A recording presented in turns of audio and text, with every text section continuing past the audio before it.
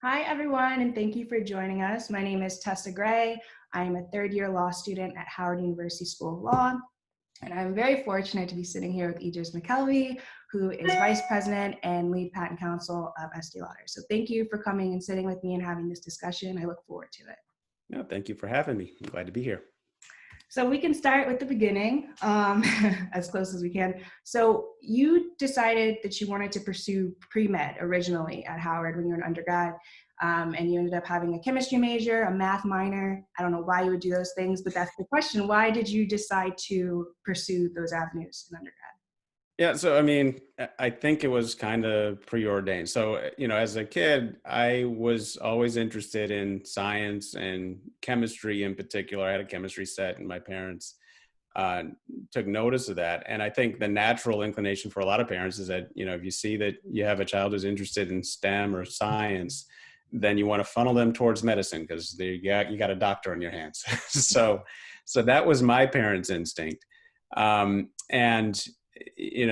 that was just kind of the natural path. So when I was in high school, I didn't really think about a career per se. I think I just kind of identified with, I like science, so I'm going to go off to college and major in science. So I did that. No, that makes perfect sense. So I guess then, how do you move from that mindset to then pursuing law school? Because they seem so opposite. Yeah, well, and in a lot of ways they are. So we can get into that. So look, when I was in law school, I think this is important, or at least it was important for me, and it's some advice that I give for anybody of any stripe who's thinking about going into any field, which is it's important to get as much hands-on experience as you can or exposure to the field that you think you're interested in as early as possible. And when I was in college at Howard, I spent a good amount of my time, especially in the summers in my early years, volunteering or interning in medical settings, whether it was in a primary care physician's facility, in a clinical practice, or general surgery, orthopedic surgery. So I tried a bunch of different settings, and it turned out that I didn't like any of them. I learned very quickly about the vocation of healthcare and patient care and what's involved. And it gave me really a new sense of respect for healthcare professionals. Obviously, now that's timely because we're dealing with a pandemic, but really on a day-to-day basis, what they do is really admirable. But you have to have a calling for that kind of service. If someone severs a toe or needs to have some invasive surgery done, or, in a trauma center, you see all kinds of things and I frankly just didn't fit with, my predisposition. So I was, at that point I decided I know what I don't want to do. And I need to find out what I do want to do.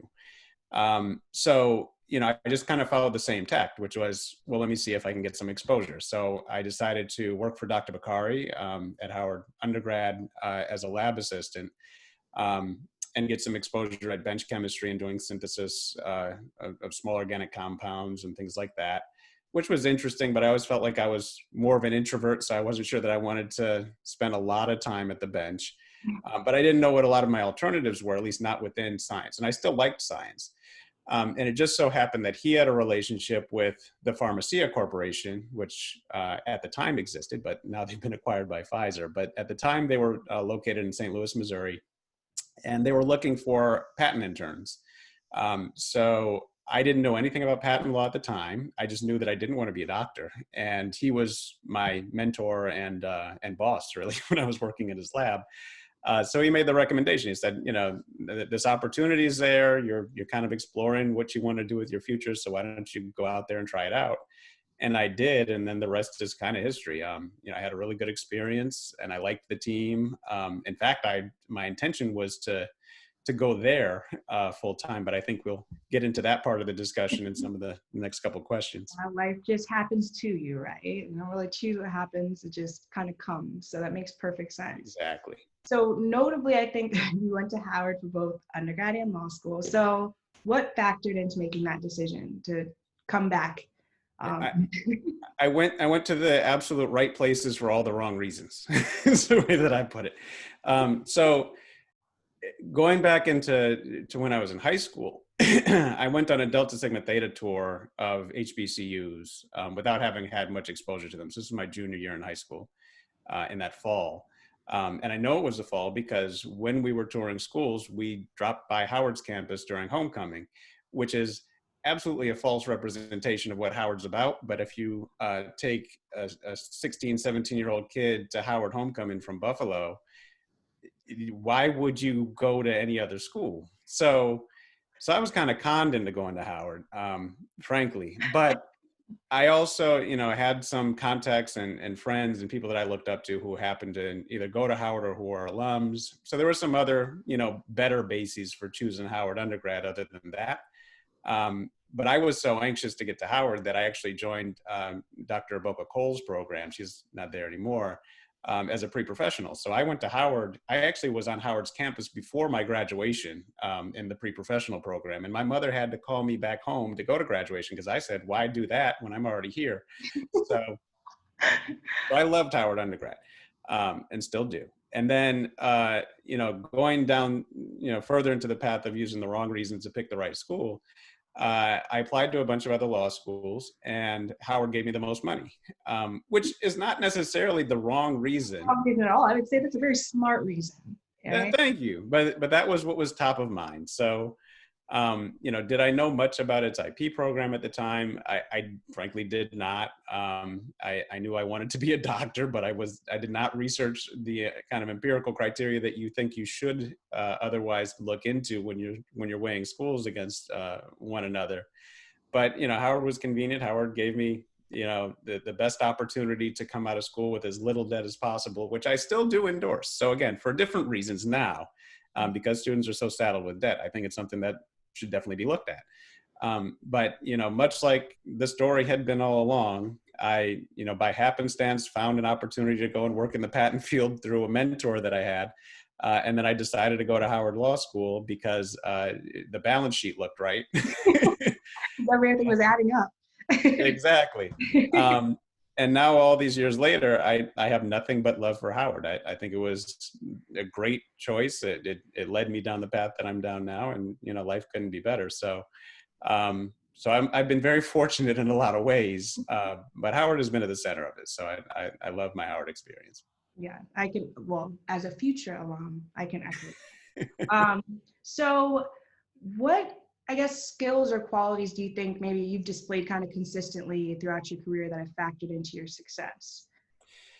Yeah, so I think it's probably going to sound generic, but I think work ethic is it's something that's irreplaceable. So once you get into a certain tier of employment, pretty much everybody's smart, right? So you have a lot of talent. And while I'm confident in my ability to, my capacity to learn and to deliver against my objectives, my competitive advantage is, I would have to say, my work ethic. I'm pretty relentless and I work incredibly hard. I'm not really the one to talk to about work-life balance, frankly, because it's something that I struggle with. But for you. Right. But I also think that, when you're passionate about what you're doing or you're really trying to achieve something, then you don't run into quite as easily some of the burnout issues. And I know COVID fatigue is, recently something that people are really dealing with, which is a really real thing. But when you're focused on an objective and you're willing to put in the work to get there, then I think that is a reward unto itself, is that's how I judge my capacity to really just deliver and to prove to myself what I can get done. So you're kind of in a race, with yourself when you already have that as kind of a trait, which is not quite a skill. It's just kind of a trait that you have. If you have that kind of disciplined work ethic, I think it's valuable. Right. And even if the guy or what lady next to you is, brilliant, outworking somebody is its own thing. And that I think is a competitive advantage that can't be emphasized enough. Now, flowing from that, I think intellectual curiosity is really important. Building on what I was saying earlier about, being just generally gifted or really intelligent versus having strong work ethic. This is another dimension of the same thing, is that when you're in the workplace, it's really easy to become inert and stagnant in what you're doing and trying to just deliver or over deliver against whatever goals are kind of set before you. But I think what's becoming more and more valuable in the market across industries is people who are able to exercise intellectual curiosity and find new problems to solve and to put in the work to try to solve against them. There's a lot of value in that, because otherwise you tend to be a bit of a cog in a wheel, and yeah, you're delivering really, really well. But there's a point in most careers where becoming, getting to the 95th percentile of performance in your own area of domain expertise is not what's going to get you over the hump. Being the very, very best accountant in an accounting firm doesn't mean that you are leadership material, right? So you have to have, a fundamental threshold of competence. And I would say that you have to have a certain threshold of excellence in your area of expertise. That's particularly true of minorities. And, I think a lot of change is happening lately, but I think that will be true for a long time, is that the do twice as much for half the reward is still going to persist for a while. But beyond that, you have to be able to demonstrate your ability to kind of expand the pie in terms of what value can be delivered to an organization. And intellectual curiosity is really important for that. And then I think the last thing is really, well, they're kind of interrelated, is relationship building, but the ability to sort of influence laterally. People talk about managing up and your management skills within your organization and maybe your direct reports. But what's really valuable in an organization, because most organizations are much more matrixed, law firms, not so much, it's a law firm. But even in that environment, in a law firm, it's made up of partnerships, right? So your ability to influence laterally across the organization, certain strategic objectives that you think are important, or to be able to just motivate people to deliver against whatever your agenda might be for the betterment of the broader organization, is an important skill set, because those people are not accountable to you, right? They might be stakeholders, they might be your peers, but being able to put yourself in their shoes and exercise empathy, emotional intelligence, but also to be able to kind of strategically connect dots and be able to push folks that you need by your side, or to advocate for positions, or to rally, support around an idea. If you are effective at doing that, I think you'll go a long way as well. Okay. No, that's very, very helpful. So I guess kind of on the flip side of this, did you face any challenges in entering your career? And if so, what were they? And also, I think it would be very helpful to some viewers to, maybe describe how you overcame those challenges. Sure. Well, there are always challenges, right? And I think early on in a career, the first one that you run into, especially as a patent lawyer, and I know we're going to get into underrepresentation of minorities in this sector of the law in particular. Yeah.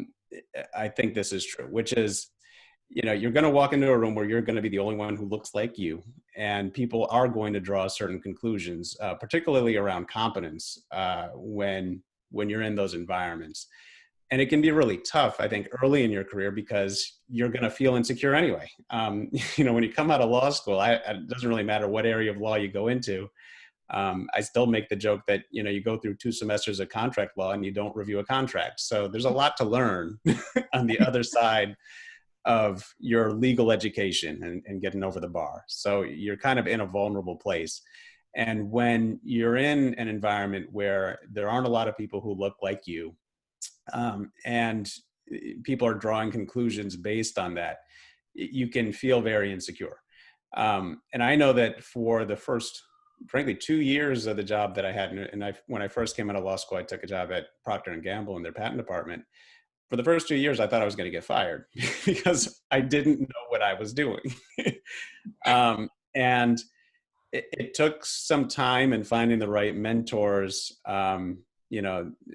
to surround myself with, to be able to start to build a lot more confidence and to start feeling like I was coming from a place of better authority with respect to the advice that I was giving to my clients.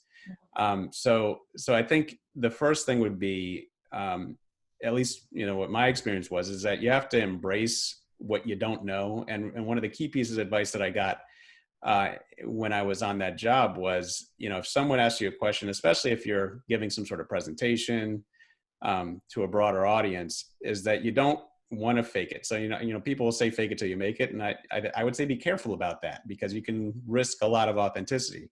So you're actually much better off acknowledging what you don't know in the moment and say, look, this is a new area for me, or this is something that I haven't had time to really look into, but I'm glad to look into it further and come back to you with, a well thought out or well-reasoned response. And that's what can build a lot of trust and authenticity in you as a professional. And I find that your clients and your peers will appreciate that as well, because, if you become the smoke and mirrors kind of attorney, that will stay with you, and people won't respect your advice. They won't have much confidence in you. And I think it can work against you. So, that's kind of the key piece is walking into rooms and feeling like, people are going to have a presumption of incompetence because you don't look like the majority. But what's interesting is, as your career progresses, these are one of those things that become sort of character builders. So in fact, I'm reading this book right now called Human Work in the Age of Smart Machines by an author called Jamie Merisotis. And one of the chapters starts out with a quote from Ruth Bader Ginsburg, where she says, "So often in life, things that you regard as an impediment turn out to be great good fortune." And I think those kinds of experiences where you learn how to navigate environments where you're kind of the outsider, or you feel like you're being marginalized, and then you're able to overcome those challenges, becomes an asset in the future. So, it's interesting now, especially as, not that travel is mainstream anymore, but as you see people come out of their element and start to have to navigate environments where they're not necessarily comfortable and they're not in the majority, that's second nature to us. so I'm actually a lot more flexible and agile than a lot of my peers, because I can enter most rooms with people who look like anything and still perform. And now that I'm a little bit more seasoned as an attorney, it's more amusing to me when people might have a presumption that I don't know what I'm talking about than it's something that I find threatening, because I've been doing this long enough to be able to teach them several things. So now it's kind of a disarming tool. So I'll go into a room with a bunch of incumbents and they may be thinking what they're thinking, and you can kind of play that Southern hack lawyer kind of role where you say, "Oh gosh, guys, I'm just this lawyer and I'm new to this and I don't know what I'm talking." Like, you can do that whole thing, and it tends to work in your advantage in a lot of ways. So I think all of these experiences, you can learn something from them, and it's important to take on these challenges kind of straight on and see, down the road, is this something that's going to build a new tool for you to be able to deliver against or with. Well, I think with that, we should open up to the discussion on diversity in the legal profession, because, Sure. I mean, in general thoughts, I have a theory that actually kind of ties into what you're saying when it comes to law firms and retaining diverse attorneys. And my theory has always been, it's people aren't comfortable. And when you're not comfortable, you can't produce your best work, because like you said, you're not able to ask those questions. So I think we know is a problem. So, but I'm open to hearing maybe your thoughts on a solution, or maybe why you believe that it's still a problem. Yeah, so it's look, this is one of those perennial things, and I do think that we're in a bit of an inflection point, because one of the sort of through lines of the Black Lives Matter movement has been that companies, I think, are really trying, and law firms are really trying to be more intentional, more deliberate about addressing these issues head on. But my perspective on it is in some ways driven by the fact that I kind of ascribe to this sort of stoic philosophy in a lot of ways. And I'll tell you what I mean by that. So for one, I'm very aware of what's kind of come before me. So my mother is from Wichita, Kansas. And she was a student in an integration sort of test initiative, much like the Little Rock Nine. So that version of things in Wichita, Kansas. And every day when she went in that school, she was bullied, she was thrown downstairs, she was called the N-word. She's seen a level of brutality and racial animus that I've never had to experience. Not to say that, racism is not very, very, very much alive today. I mean, I think that's been underscored by what's happened in really the past few hours, if you've been watching the news. But it also gives me a frame of reference because I'm careful about my level of fragility too, and I focus on my own resilience. So, knowing that the issues that I'm dealing with, I just talked about walking into a room and feeling like being the only one in that environment is something that can diminish your ability to succeed.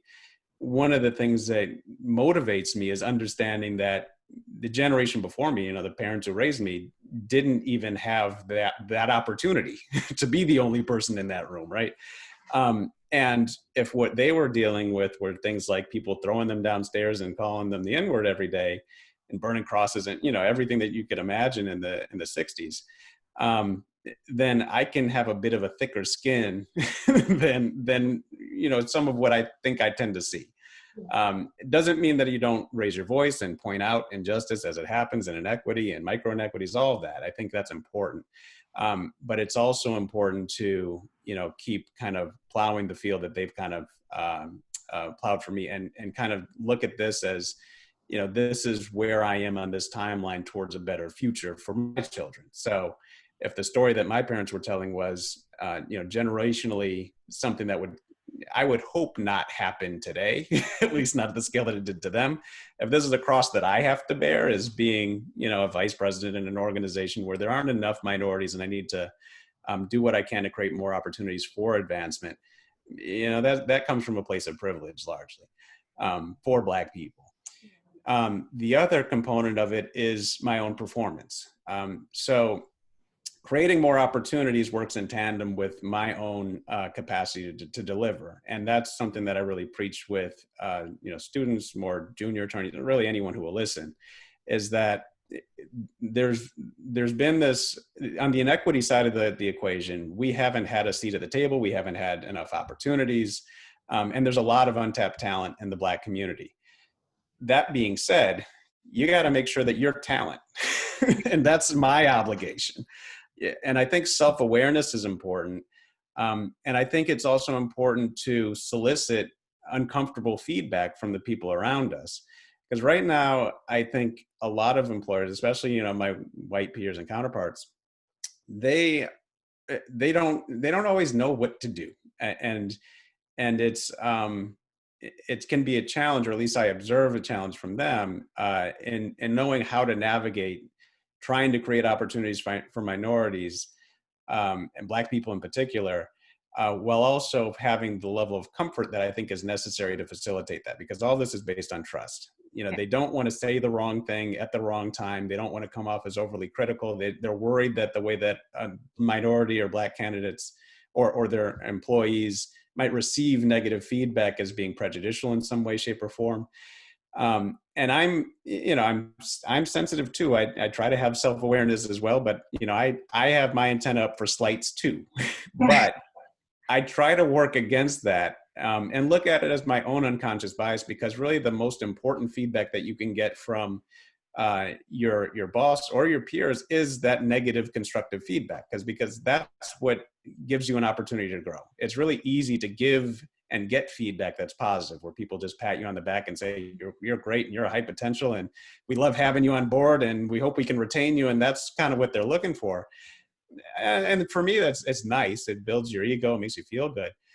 But the real opportunity is in what am I doing wrong? What are the opportunities for me to grow? What are the experiences that I need? Right down to, I'm a lawyer. Do I have problems with attention to detail? Am I overlooking things? Am I not following up correctly? And I want you to give it to me straight. And I think it's incumbent on us to be able to open that door to that conversation more widely than you think you might need to, so that you can do two things. One is you want to be able to grow as a professional of any color or stripe, which I think is the best way that you can invest in yourself and your own opportunity to advance, and then push for more of those changes, for more of those opportunities to happen, extrinsically outside of yourself, those things you don't have direct control over. But the added benefit is that if you open the door to that kind of feedback from your manager, because those are the most important relationships you really have at work, that starts to develop trust as well, because they're going to feel much more comfortable engaging with you on both the good and the bad. I know that this is somebody that I can coach because they can take it. So don't freak out if you have a sea of red on whatever you handed in. Embrace it as an opportunity to grow as an attorney, as a professional, and to be able to become even better at what you do and to become the talent that deserves a seat at the table. Yeah. And I think even more to your point, from my personal experience, I think that even taking that opportunity to force criticism, so getting positive feedback and saying, okay, where am I wrong? Absolutely. Really hunting it down. Because I know, like I said, I did that in my experience. And not only did it help me develop, but also to that comfort point, again, I knew that what I was receiving was authentic and honest. And that's what's going to be most beneficial. So I agree.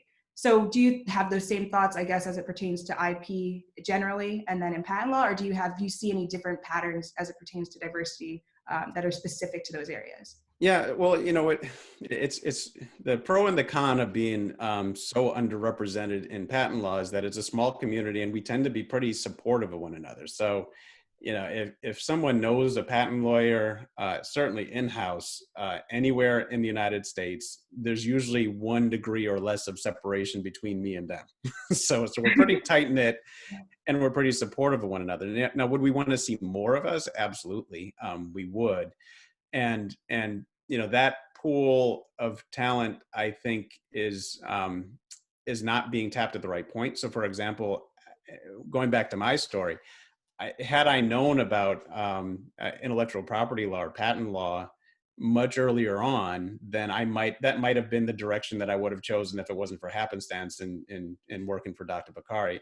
And I think those are some of the hidden barriers to building the pipeline that people don't see, and they're driven by relationships. So, for a lot of my white peers, if you talk to them about their story, their dad or their uncle or somebody they knew was a patent lawyer. And nobody in my community had ever heard of a patent lawyer. So, let alone a patent. I mean, they probably think it's like interchangeable with trademark or copyright or whatever. Exactly. So, and this overtly is part of what structural racism is. So I know when you talk about structural racism in certain environments, people look at it as, well, what is structural racism? It's something nebulous, and who are these bad actors? Because I'm not racist. And, they get emotional about it. But this is that disparate impact. The disparate impact is driven by what relationships you have and those structural barriers that are in place that kind of keep you out of these sectors. And I think intellectual property law and patent law in particular is one of those, because Black people have not been afforded the opportunity to work in science and technology largely in this country for generations. It's not until recently that you're starting to see strides on that front at all. And patent law is a derivative of that, because we draw from a small pool of STEM talent who are given those opportunities. And then the pool of talent that gets into law school and then decides to pursue patent law on top of it, there are a lot of hurdles in the way. Yeah. So I think that's something to address. And I try to go further upstream in that pipeline to try to maximize exposure through youth groups and things like that. If I can get involved in STEM projects with Black youth organizations, I'm a heavy donor to Girls Inc. here in Long Island, and we bring them in to do plant tours at my company and expose them to women in supply chain and across the STEM disciplines. I look at that as being the opportunity to make the biggest impact. But I also cast a wide net. I'm not quite as interested in increasing the ranks of Black patent lawyers per se as I am in promoting Black talent wherever they can be successful. Yeah. So that's kind of my passion. Okay, no, that makes perfect sense. So now I guess I'll ask you two fun questions, but they're still kind of they're legally related. So, what are your favorite parts of your job right now? Like, what do you think? Yeah, what's sure. The best part of your day? Best part of my day. Well, so I think a lot of people tell you that every day is different, and mine is not unlike that. So every day has its own new challenge or new problem to solve. And that definitely drives me. But as a particular kind of element of my job lately, one of my big focus areas is around bringing new processes and in a lot of cases technology to the way that we're doing our work. The company is, and I don't know if I mentioned that I work for Estée Lauder, so that might have come up. That might have come up. But that's sort of an aside. What's important is that I'm in an organization that's at a certain inflection point. We're growing at a pretty steady clip, and a lot of the business is now looking beyond the North American borders for growth. A lot of our growth is coming from overseas. So we're dealing with these questions of how do you scale a lot of our operations from what has historically been a very US centric and North American centric sort of business into a global organization and a global infrastructure. And those are really interesting questions for me. So, what it means is that you have to be able to tackle certain ideas that I think are going to become more and more important across legal practice anyway. So you hear about these ideas like the T-shaped lawyer, which are, lawyers who have deep technical knowledge in their area of expertise as attorneys, but also have these lateral skills around project management and technology and lateral influence and leadership and all these other sort of soft skills or maybe non-lawyer specific skills. And I think those are important because when you get to the point where you need to be able to scale service delivery and support for a business, and you can't headcount your way through it, you can't just hire more and more and more lawyers to handle each discrete issue. You have to be able to design processes, and you have to design systems and drive change management programs and project management, and to become tech savvy. So on my team, I'm requiring everyone on my team to develop technical skills. So they have to understand data analytics. They have to understand the fundamentals of workflow automation, robotic process automation, and find ways to apply those skills to enable our future. So really that future focus around developing an infrastructure for what I think where the business is going, the Wayne Gretzky saying you have to go to where the puck will be and not where it is. That's really exciting to me. And that's a part of the job that I have now that I really, really enjoy. So I enjoy, counseling clients and dealing with patents and dealing with patent specific issues, but designing that infrastructure around legal solutions that are scalable for where the business will be is more and more part of my daily work, and just building the skills for myself and then also across my team and finding ways to scale that. Okay. Very interesting. I don't know if I'm capable of that. It sounds like this sounds wonderful, but keep learning. You'll be fine. So if you could have lunch with any well-known lawyer, alive or dead, who would it be and why? So I would go back to the quote that I shared earlier, and I would want to have lunch with Justice Ginsburg, which I think is timely for a lot of reasons. I mean, obviously, the current political situation is what it is, and she has been integral to that. But I think her character is really more of what I'd be interested in dealing with the facts that we're dealing with right now. So, for example, the idea of an impediment kind of becoming an opportunity longer term is something that defined her life. So she was one of the justices on the Supreme Court who really valued the idea behind dissenting opinions and dissenting views having weight that would carry forward, down the road in jurisprudence. And I think that posture that she had would be really interesting to probe right now, because it's really, I don't want to turn this totally into a political discussion, but if you take into account that, her dying wish was to have her successor named after the new president took office, is something that would infuriate the average person, given what's happening, which is that, what has happened is that, the Republican Party has decided to, step over her dying wish, while at the same time singing her praises, which seems hypocritical in a lot of ways at the minimum. And I think for the average person, it would spark genuine rage or outrage. And I think it has outraged a lot of people who were her admirers, or otherwise. But knowing who she was, or taking into account who she was, I would have the sense that she would have a more measured response, which is, this is an opportunity for us to learn something, and to take into account what's happening now, but to keep kind of the long game in mind.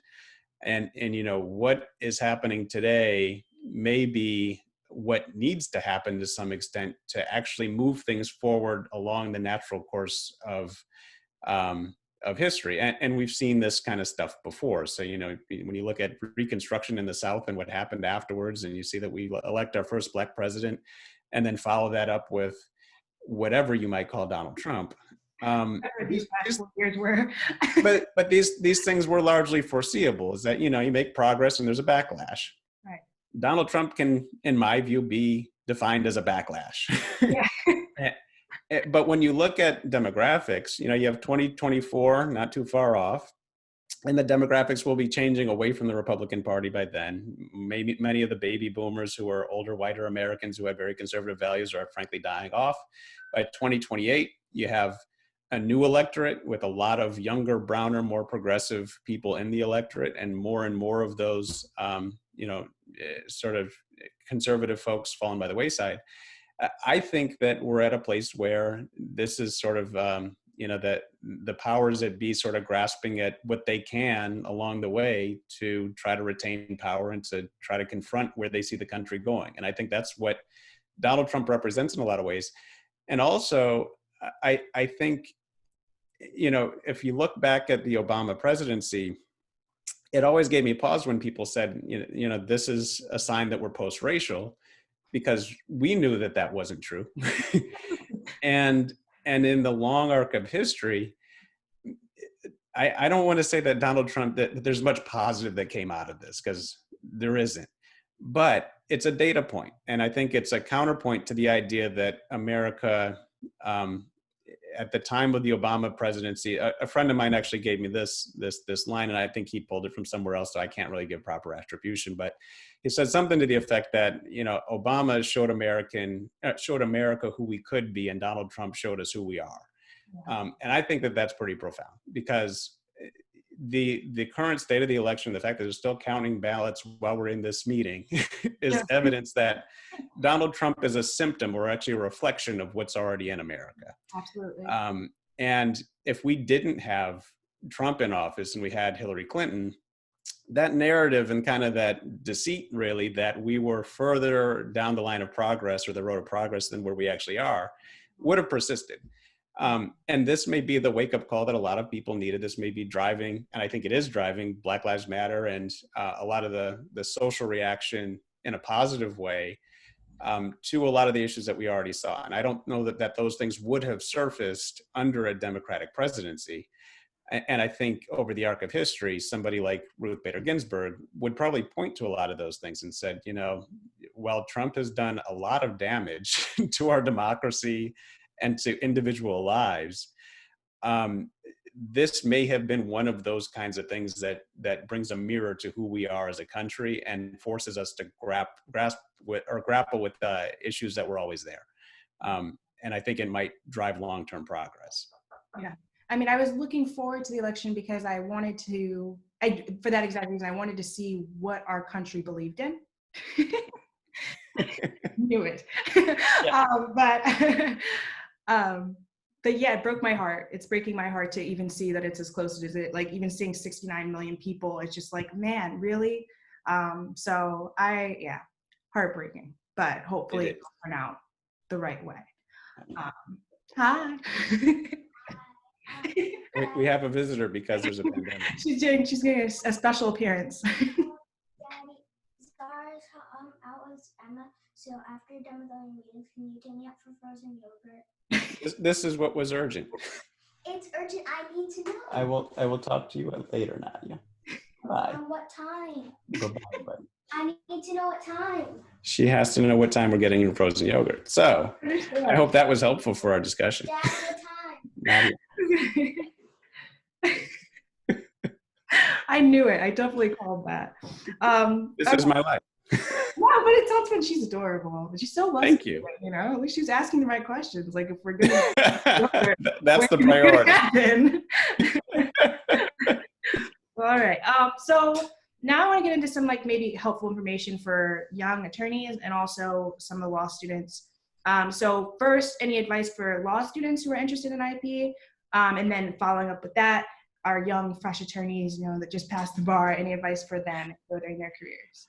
Yeah, it's probably going to be the same largely for both groups. And my perspective, hopefully, is pretty consistent, which is to get as much experience as you can. So if you're a law student or pre-law student or high school student, wherever you are pre-career, try to get as much exposure as you can. You know, a paid internship is ideal, but if that's not available, you know, cold call attorneys, you know, I don't know how many people are going to see this, but I'll say reach out to me. I'm setting myself up for a flood of emails. Yeah. But make as many contacts as you can. You want to get as much exposure to the people who are doing the job that you think you want to do as early as you can, because it's just as important, frankly, even more important, to get exposure to the kinds of experiences that will lead you to understand what you don't want to do than to get sort of a glimpse of what you think you do want to do. Because those quote unquote negative experiences, I think, are more valuable because it will help you to avoid investing a lot of the time and energy and effort into building the credentials and the track record that's going to be important for you to be able to create those opportunities for yourself. And then only to find out after you've started that career that is not for you, that is a tragedy. Yeah. And I hope that you would avoid it. But you know, when you get exposure to something you think you like, you're still not going to be 100% sure until you've been doing it for a while as to whether that's your calling in life.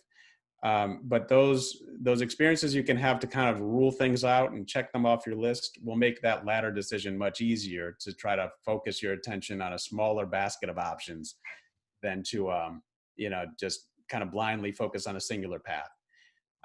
So I think that's important. Now, for younger IP lawyers, again, I would go back to my initial experience, which is, and this again is maybe not unique to just IP lawyers, but for young lawyers, is um, to make sure that you have the right personal frame of reference and to just believe in yourself. You're going to get a lot wrong initially, no matter where you are. And hopefully you have someone around you who is course correcting. I mean, you are hired because you have the capacity and the potential to be able to do whatever the job is that you're doing in most cases, but not because you're an expert. So when you're entry level, what you should be looking for is critical feedback. And what I think, you know, this could go in a whole other direction in terms of what I think about organized education in the United States, is that I think that it does a lot of students a disservice, because if you're an A student, you're not used to a lot of red ink. And it can be a little traumatic when you feel like you're not achieving early in your career because you're seeing a lot of negative feedback. But what's true in most cases is that if you're not getting a lot of, you know, negative or constructive feedback, then you're not getting the right feedback, because you should be in a growth phase in your career, and whoever you're reporting to or whoever's giving you that feedback should know that, and they should be invested. So I hope that you're seeing red ink early on. Now, as you move forward in the first couple 6 months to 12 months to 2 years, you should be making progress. So it's not to say that you should wallow in red ink, you know, consistently. Legal career. Yeah, you know, you're only new for so long, so you have to be able to get up to speed. But you also don't want to be discouraged, and you have to be careful not to let that early round of feedback to kind of erode your own sense of confidence and capability. So solicit that, embrace it, don't take it personally, and look at your career objectively. It's a project that you're trying to nurture and cultivate and build over time. That negative feedback gives you an opportunity to kind of build that house. So look for it, crave it, and look at it as something to kind of capitalize on. Okay. And then kind of closely related to that is there anything that you wish that you know now that you wish you knew when you were in law school? Absolutely not. But I will tell you why, though. And it's because I'm a believer in cause and effect. So, I did the science thing. So you can boil it down to Newton's principles of, every action has an equal and opposite reaction. And I feel that what you would call maybe the mistakes that I had made in life, personally and professionally throughout my life, they can fall into a bucket of like the regrets that you might have, or I wish I had done that differently. But I think they inform the decisions that you make later on. So if I hadn't made the mistakes and errors that I had made earlier in my career, then my things would not have turned out where they are. I think what's important is that you learn from them. So whether it's trying to get trying to understand what law school is, which I didn't while I was there, in terms of what achievement looks like and what it means to have one final exam and what it means to knock it out in your first semester of your first year versus, in my case, my best semester was the last semester of my third year. Probably the most useless time to knock it out of the park. But all of those things helped me to learn something that I was able to build upon throughout my life. So when it comes to, again, not really understanding the environment of law school, I'm really big on research now. So before I enter any situation, I've learned that, the mistakes that I've made in that environment are not mistakes that I want to make anymore or in the future. So, I think those sort of battle scars that you build along the way, and really, quite honestly, both professionally and in your interpersonal relationships and all of that, I think that builds you into the person that you are. So, now that I'm 15 years into my career and 13 years into my marriage, I think a lot of those foundational experiences are really important for that. And they inform the decisions I make now and have really made me into the person that I think I am now. And I hope I continue to grow. So I don't think going back in time would really be the right decision. Yeah. No, it makes sense. That makes sense. So now I have 3 non-legal questions, nothing related to your career, a little bit bio, just some fun ones. So first, who's your favorite musical artist? Oh, favorite music. Well, If you what am I need doing? space for more than one, like I understand. But what am I doing at the time? That's the question. Okay, we'll do. Okay. So driving, and then also one for workout. So see, because this one, I was listening to Travis Scott. Okay. But there's a playlist though, so it's really that bucket of music. So like ignorant rap music. So Travis Scott and Run the Jewels. Not that that's ignorant, but anything that can motivate me to get through my workout, that's what I do then. Now, when I'm driving, so this is the other side of the coin. Like I like Coldplay. In fact, my wife and I went to a Coldplay and Jay-Z concert in Manchester a few years ago, which was phenomenal. I love Coldplay. I used to listen to them all the time. I haven't listened to them recently though. It's been a while. Yeah, so I like them. Lately, for whatever reason, I just started listening to Earl Sweatshirt, which is odd. And I like A$AP Rocky. So, and I'll listen to that when I'm driving, depending on what it is, driving or working out. So LSD I like, and A$AP Forever. So I think what's really interesting is when my direct reports come in my office and I'm playing this kind of music while I'm working. It's an interesting experience. I motivate the whole office. So next one is an unexpected hobby. So what would we not expect the vice president and lead patent counsel Estée Lauder to be doing in his free time?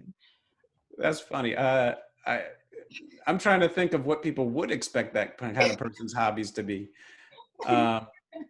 So let's see. Look, so I have 2 daughters. So they're one of them. Many of you may have just seen. So that's Nadia. She's 9, and Zara, who's 7.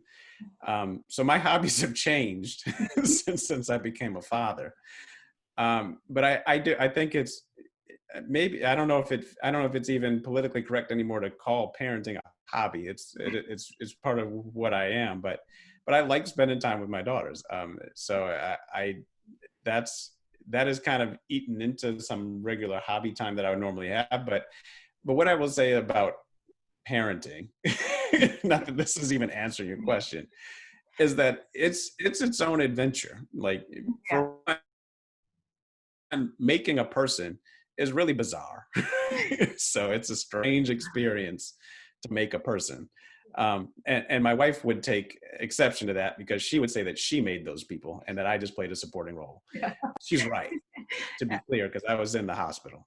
But when there's a face that looks like yours and you see the way that they see the world, and you start to explore the way that they think, and you start to go down that road. I mean, part of what I do is fly drones around with my older daughter, and then my younger daughter is more interested in my job than I am because she sees that I'm in a meeting. She's interested in the makeup. She wants to put nail polish on my fingers, which I never thought I would ever do.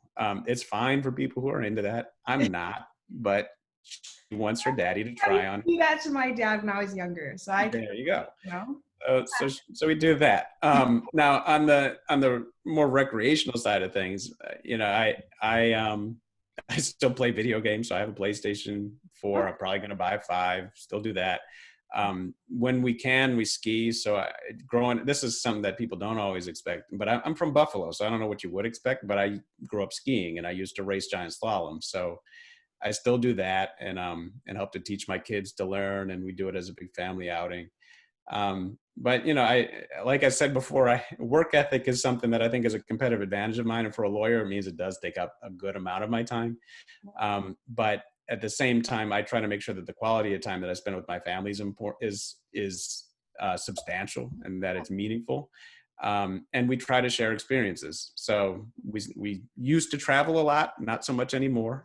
So I've taken my kids to Barcelona. They've been to Mexico. They've been to the Caribbean a few times. My wife's family's Jamaican, so some of that is just seeing family. Me too. Oh, there you go. See, I knew it in good company, right? So I just like to try new things. I cook a lot. So I joke with my wife and tell her she has a good wife because I tend to cook most of our meals, and I try to experiment in there. And now my kids are starting to learn. So I have, don't tell child protection, but I have a 7-year-old who knows how to turn on a gas stove and make eggs. So, and it's useful. Those are skills that are going to be useful down the line. Exactly. So I'm easy to please. It doesn't take much. And then my last question is for me, because I'm a huge book nerd. I know you can't see it, but I have my shelf on the other side of my room here. Who is your favorite author? And again, feel free to do like how I am. And if there's more than one, go ahead. I like Robert Greene, and like a lot of these self-help books, like those tend to be interesting to me. I think lately, though, one of the books that I've been emphasizing has been Carol Dweck's book on mindset. Okay. So like I read a lot of different stuff. I don't really follow individual authors, but I like authors who provoke different ways of thinking, so that can really stimulate intellectual curiosity. So like Daniel Kahneman and Thinking Fast and Slow is another book that I really like, with the work that he and Amos Tversky did, because I think those kinds of books help you to really assess the way that you think yourself. But maybe more importantly, when I talked about things like lateral thinking or lateral influence, they really help with these ideas around emotional intelligence. Even though emotional intelligence, I don't think is really a good description of what it is. It's more so around empathy and changing the way you think of empathy away from synonymous with sympathy, and so in terms of trying to really understand what the person across the table from you is thinking and what their motivations are, and then finding ways to metaphorically bring them over to your side of the table so that you're collaborating towards the same objectives that really meet your goals, hopefully meet theirs too. But if you can show them the virtue in trying to meet your goals and kind of tweak it so that those are become their goals as well, that's important. And I'll say that that's important in both my professional life and my personal life. I have 2 daughters. So motivating people, without using brute force is a skill that can be reapplied in both your personal and professional life. And it's important to understand how people think. So figuring out the way that my kids think is its own hobby. And for people who have kids, I think they will understand that can be true. And then learning how to navigate each one and based on what they need is its own thing. And it sounds odd, but I reapply that at work. I see my children in some of my peers. and when I start to understand what is driving certain behaviors, it's an effective tool. So I like, authors that help me to think newly and differently. But I will say, in that bucket, I know I'm going on again, Clay Christensen, even though he's passed recently, is probably my favorite author in that kind of world of books that help you to think differently.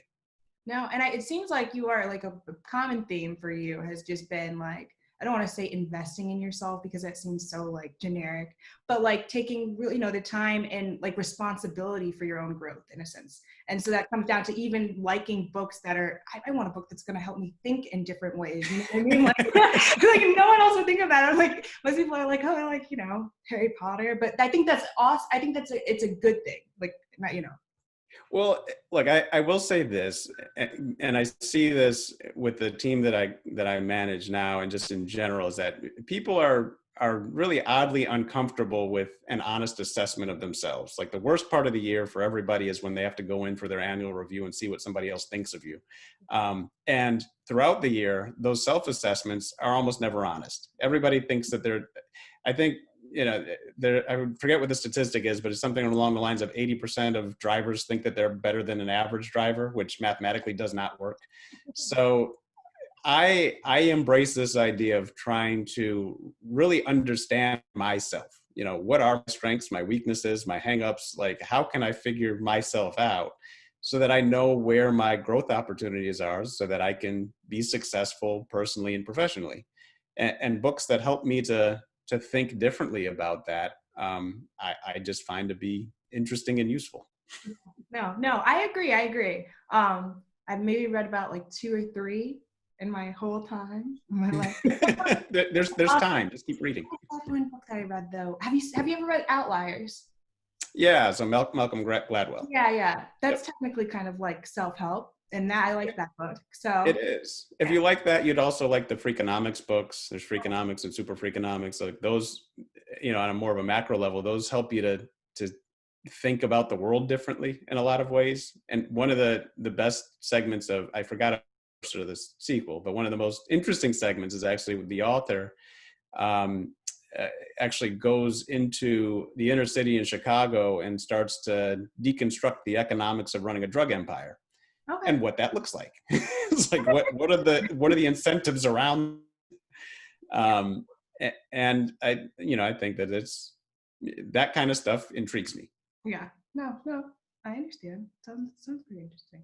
Well, I think that does it. I don't have any more questions, but thank you very much because I feel like all of your answers are very insightful and very, very helpful for our audience over on IPSJA. So just wanted to thank you again, and I hope you enjoyed talking with me.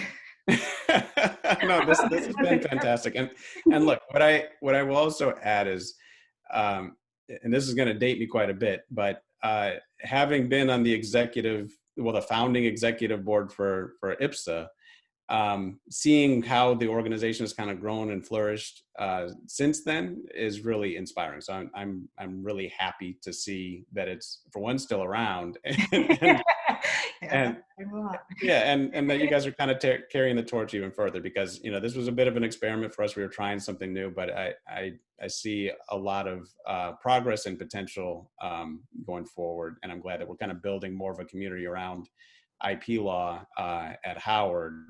And really kind of fostering that area of growth for the institution and for the students who are coming out of that part of my favorite institution.